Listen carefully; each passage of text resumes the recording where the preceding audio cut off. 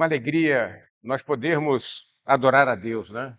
Esse hino de Natal que nós cantamos, como ele nos edifica, como ele nos traz aquela alegria, aquele bem-estar espiritual de estar perante Deus, de poder nos regozijar nele, regozijar nesse evento que nós estamos lembrando hoje, que é o advento, a encarnação, Deus feito homem, entendeu? Jesus vindo até nós, o próprio Deus, encarnando, tomando forma de homem, e nós podermos nos alegrar nisso.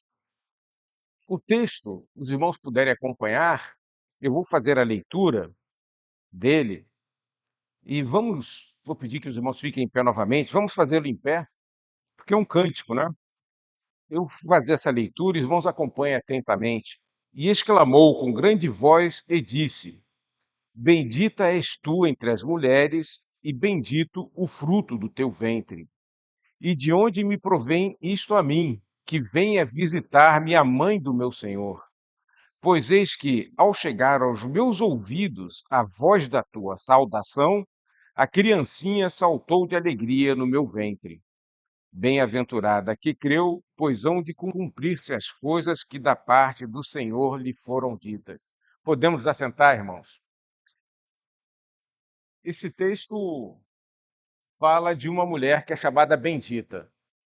E nós aqui estávamos comentando, assim que chegamos aqui ao púlpito, sobre a alegria, a esperança que nós sentimos aqui ao cantar. Esse momento agradável, esse momento que nos vem encher de regozijo. Havia um outro bendito também, que se autodenominou bendito. Havia um filósofo no século XVII, um homem chamado, um judeu português, radicado na Holanda, chamado Baruch de Spinoza.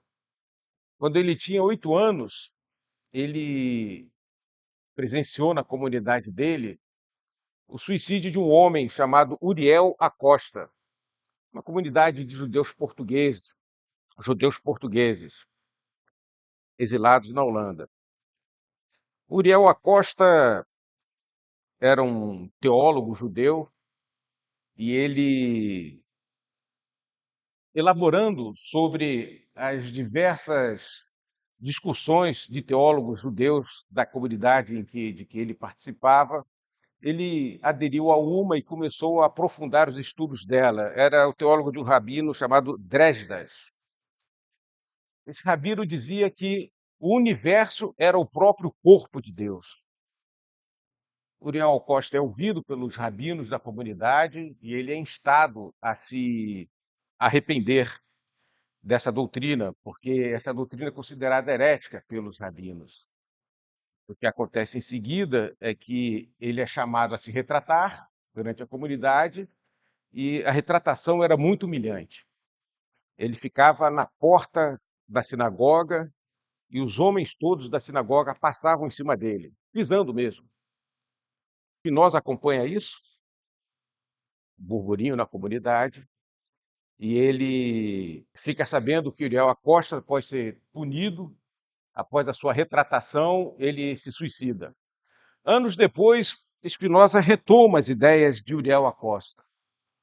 E Spinoza, ele escreve várias obras, ele começa a expor que o corpo de Deus era o universo, mas ele expõe não como se o corpo de Deus fosse o universo no sentido factível, mas que o corpo de Deus eram todas as leis físicas, químicas, biológicas, entrelaçadas que compunham o universo, um tipo mais elaborado de panteísmo.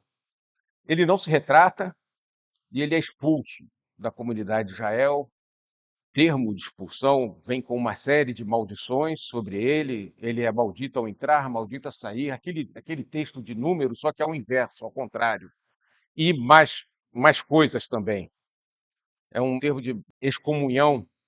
A gente sente até pena dele, pelo grau das maldições que são lançadas.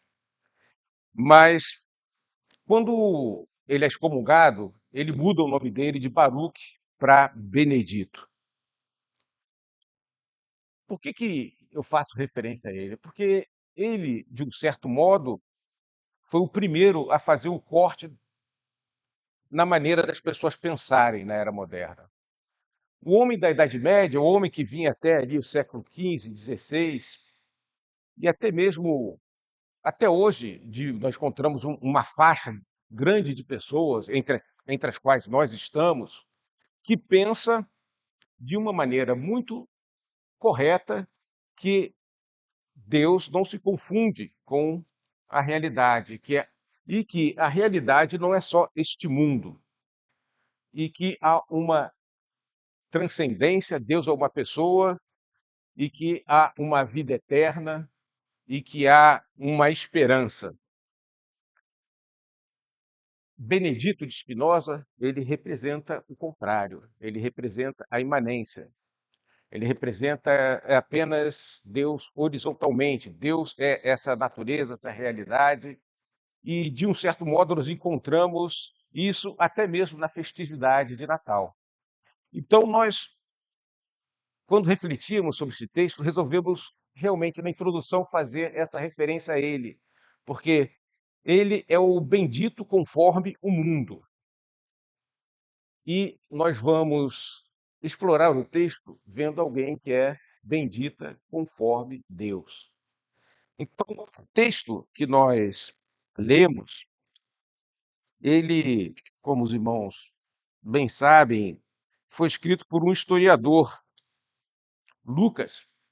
Ele, na verdade, seria o primeiro volume de uma obra única, que seria o Evangelho de Lucas e Atos.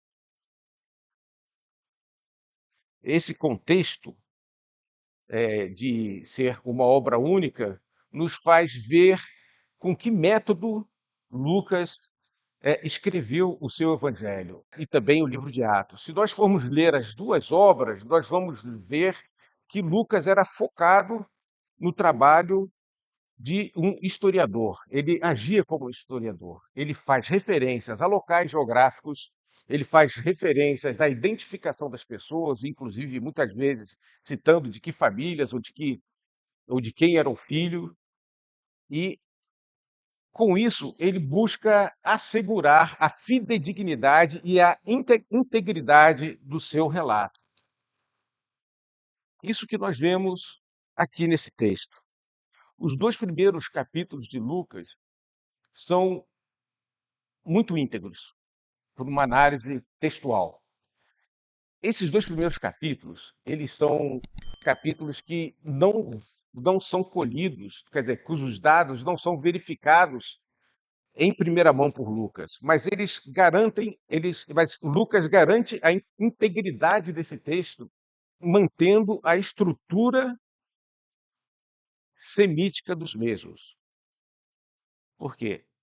Esse texto, Lucas 1 e Lucas 2, eles contêm dados de eventos que aconteceram junto a uma comunidade da Palestina e que foram testemunhados por um número restrito de pessoas, aquelas pessoas que viviam na comunidade de Isabel e Zacarias e aquelas pessoas que viviam próximo da família de Maria e José. E quando Lucas vai tomar esses relatos, ele, obviamente, ele obtém esse relato ou de um documento pré-existente em que os primeiros cristãos registraram o que esses personagens aqui narraram a eles, ou ele toma diretamente de pessoas que conversaram com os personagens aqui referidos no texto.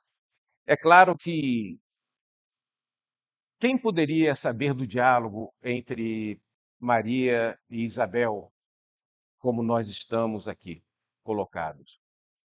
Logicamente, as pessoas ouviram ou de Isabel ou de Maria isso que aqui aconteceu e contaram para Lucas ou transcreveram isso num documento ao qual Lucas teve acesso. Mas o que é mais interessante e o que garante a fidelidade ao texto é que ele mantém toda a estrutura da língua original desses personagens. Ele não cria como um conto a partir da sua mentalidade de um homem de Antioquia ou de um homem de cultura helenística. Não, ele mantém a estrutura do texto. É por isso que nós podemos confiar nesse texto que está sendo partilhado. E ele faz isso, meus irmãos, não apenas como mero historiador. Lucas era um historiador, mas era um historiador cristão. Ele dá vida aos personagens que ele historia, dos quais ele fala. Ele se refere no texto à criança usando uma palavra grega para designar criancinha, a criança que está no ventre. Ele usa a expressão, a palavra bendita e bem-aventurada com termos diferentes, que eventualmente bendito e bem-aventurado podem ser tomados como sinônimos, mas ele faz questão de usar de maneira diferente, de usar palavras diferentes para designar realmente o sentido que estava sendo dada a cada uma dessas palavras naquele diálogo entre Isabel e Maria. Ele registra que Isabel exclama em voz alta que a criancinha começou a se mexer no ventre dela quando ela ouviu a saudação da mãe do Senhor.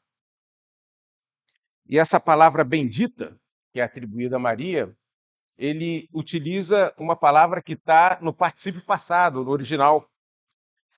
É a ideia de algo que foi decidido no passado e que se prolongou no tempo. Quer dizer, essa referência à integralidade do canto de Isabel, ela é feita como um subsídio à doutrina da redenção, ao plano redentivo. Quer dizer, desde antes da fundação do mundo, assim como acontece com o profeta Jeremias, em que Deus fala logo no início do texto de Jeremias, no primeiro capítulo, que ele havia sido visto desde antes de ser concebido e havia sido visto no ventre quando estava sendo tecido os órgãos dele. Assim foi feito com Maria. Quer dizer, aquela ação que estava acontecendo dela vir a conceber faz parte do plano de Deus. Veja que Lucas, ele não vai atribuir uma palavra para justificar a sua doutrina, mas ele encontra no relato do nascimento de Cristo os fatos que indicam a doutrina da redenção.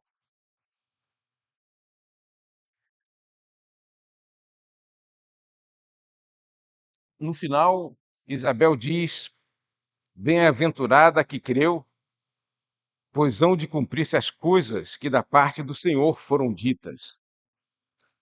Isso é, bem-aventurada nesta gravidez. Aí nós vemos ele registrando uma outra doutrina nossa, que é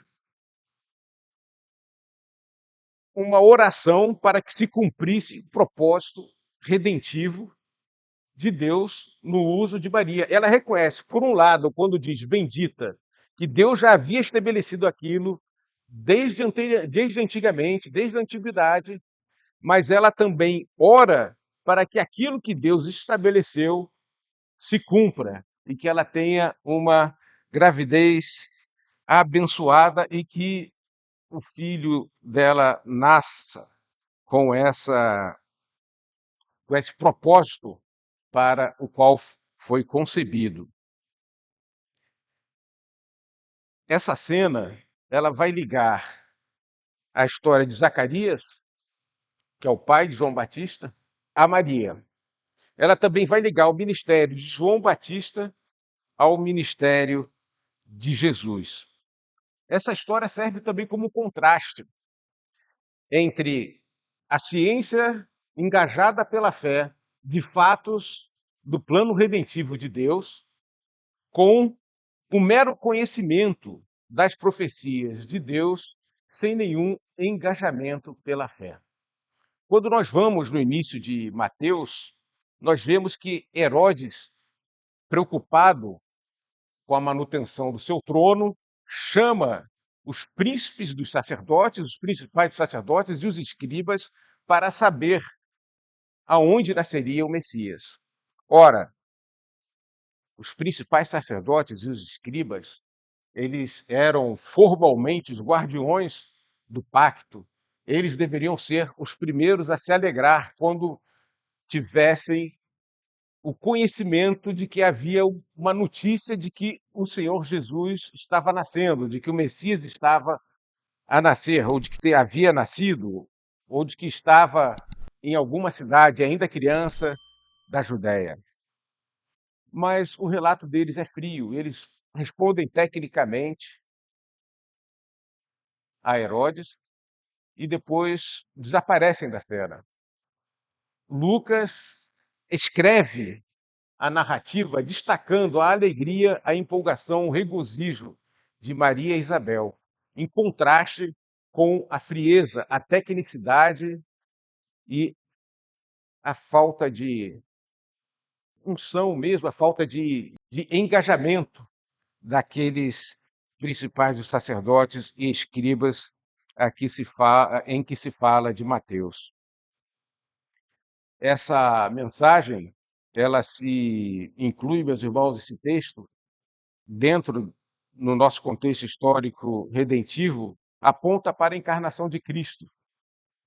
Na história da redenção, daquela ação de Deus na história humana, que veio a redimir a mim e a você, esse texto fala da encarnação de Cristo, de quando Cristo veio à Terra, quando ele adotou e passou a ter um corpo humano verídico. Essa referência de que ele nasce de uma mulher, que ele vai ficar abrigado num lugar insalubre, de que ele é uma criança a inspirar cuidados, tudo isso tem o propósito de indicar a verdade da encarnação de Cristo, de que Cristo é Deus encarnado, de que Deus assumiu um corpo humano, distinto, que não se confunde com um universo mais pessoal. Ele nasce da Virgem Maria, ele é nutrido por ela no ventre, quando então ele é também consubstancial com ela, conforme vemos lá em Hebreus 2,14, que ele partilha dela, como um neném partilha quando está no ventre do corpo de sua mãe. Ele passa por todo o processo normal de uma criança, desde a sua infância até chegar à idade adulta. O nosso Deus tem uma genealogia. Ao mesmo tempo, o texto relata que ele foi concebido do Espírito Santo, que ele tem uma natureza divina, que, embora unida com a natureza humana, não se confunde e nem se mistura com ela. Isso fica bem claro no texto. Ele destaca, esse texto, o papel de Maria na história da redenção. Ela é bendita. E Isabel, quando diz que ela é bendita, apenas ouviu a voz, não a tinha visto. Tomada pelo Espírito Santo, diz essa palavra. Era uma profecia que apontava para um ato predeterminado por Deus e anterior às escolhas humanas, tal qual aconteceu com Jeremias. Zacarias, incrédulo, nos textos, nos versículos antecedentes e posteriores, nós vamos encontrar que Zacarias, incrédulo, emudece. Isabel, possuída pelo Espírito Santo, ela profetiza, ela reconhece a divindade de Jesus. A obra de Deus, é feita trinitariamente, e é isso que isso nos indica. Sem a ação do Espírito, nós não conseguimos reconhecer a divindade de Cristo. Lucas tem isso bem claro. Não que ele encaixe isso aqui, mas pelo contrário, eu creio que quando ele passa a dar mais atenção, tanto no seu escrito de Lucas quanto no escrito de Atos, ao Espírito Santo, é justamente porque ele vê os primórdios da ação do Espírito Santo no âmbito do ministério de Cristo. O próprio Senhor depois vai falar que é o Espírito Santo que convence o mundo do pecado, da justiça e do juízo. A obra redentiva não é limitada por idade. Isabel era uma mulher idosa. Era uma mulher, embora aquela sociedade fosse uma sociedade patriarcal. Ou posição socioeconômica. Ela era esposa de um simples sacerdote da casa de Israel. Aquele sacerdote que não estava ligado aos principais sacerdotes nem ao escriba, mas possivelmente vivia alijado por não participar dos esquemas políticos do tempo. Quando nós vemos, eu creio que é em Mateus, sobre Anás e Caifás, Caifás que era o sobrinho de Anás, né? Caifás era o sobrinho de Anás, que ele sucede, ou era genro, ele sucede ao próprio pai, ao próprio tio. Nós vemos que é uma manipulação da escala, porque o serviço devia ser alternado entre diferentes famílias e não concentrado em uma só, dentro da tribo de Levi. Então, possivelmente, o nosso querido Zacarias, que nós lemos aqui, ele não estava integrado a isso. Nós vemos que o nosso Senhor, na sua obra redentiva, não se deixa limitar pelas posições usuais que discriminam pessoas na sociedade humana.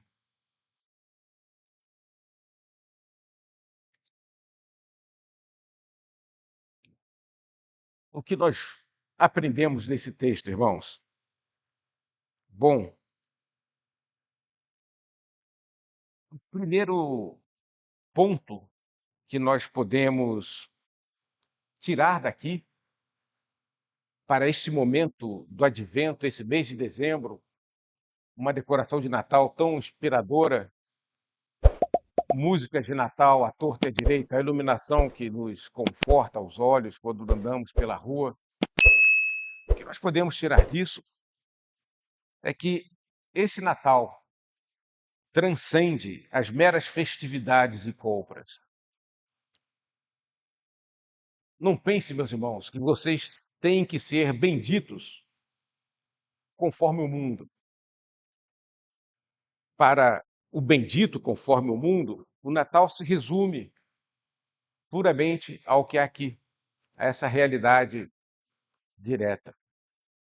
Mas nós somos benditos conforme Deus. Nós somos benditos, pois estamos incluídos num plano de redenção, num plano redentivo, não só para nos salvar do poder do pecado, mas para nos fazer brilhar como servos de Deus nessa vida, não só ligados a benesses, a riquezas, a sucesso, a um Natal farto, a uma mesa farta, a poder virar o ano com um balanço das suas contas domésticas ou profissionais ou empresariais fechadas, positivas, mas que nós estamos aqui para celebrar o nascimento de Cristo e que nós somos benditos dentro de um plano redentivo, benditos por Deus. Esse é o primeiro ponto. O outro ponto, meus irmãos, é que por pior que seja a situação que você esteja passando, você ainda é bendito. Por pior que seja a situação que nós estejamos passando, as lutas que estejamos passando, dívidas de difícil administração, problemas familiares, problemas de emprego, doenças na família, óbitos recentes, lutos correntes que passemos, nós não devemos nos esquecer de uma coisa. Essas duas mulheres que dialogam se alegram em Deus e no seu plano redentivo, no seu plano de redenção. Elas se viam incluídas nele. Na perspectiva desse mundo, nós viríamos que essas mulheres seriam desgraçadas. Um filho morre degolado, João Batista morre degolado por causa do capricho de uma menina de 14 anos, 13, 14 anos. E que aliado, capricho aliado à loucura de um velho infame. E o outro morre crucificado entre dois ladrões. O nosso Senhor ressuscita. Mas na perspectiva deste mundo, se não fosse o plano redentivo, o plano de redenção, o fato de João abrir caminho para o Senhor, que ao final, mesmo crucificado, ressuscita, elas seriam, e para o incrédulo elas são, duas mulheres amaldiçoadas. A perspectiva do mundo, a perspectiva de panteísmo desse mundo, essa perspectiva do Spinoza, que diz que a realidade, as coisas, a matéria são o próprio Deus, e muitos têm essa existência, a matéria, as riquezas como o próprio Deus, se contrapõe à perspectiva do dito de Isabel nesse texto. Spinoza inaugura a maneira de ateísmo prático de pensar, um ateísmo que, na verdade, é um disfarce para um tipo de panteísmo. Ele inaugura essa forma. Mas o nosso Senhor e o cântico aqui de Isabel, eles nos indicam que o nosso Natal vai para além das coisas mundanas. Por isso, meus irmãos, inaugurando esse mês de Advento, o que eu sinto mais vontade de falar é que não nos entristeçamos, não nos deixemos iludir pela maneira mundana de ser bendito, de ser benedito, mas que nos alegremos por sermos benditos em Cristo. É por isso que Paulo diz: se Cristo não ressuscitou, é vã a nossa fé e somos os mais desgraçados entre os homens. Mas Cristo, ressurreto, nos garante a vida eterna, a começar aqui, com as suas antecipações aqui, com a alegria mesmo em lutas no Natal, com as dificuldades mesmo com um doente em casa sentado na mesa de Natal, com as dificuldades mesmo não podendo comprar para as pessoas que amamos, de repente para o seu filho, o presente que você gostaria de comprar, mesmo não indo celebrar ceias como você já celebrou antes, mas você sendo bendito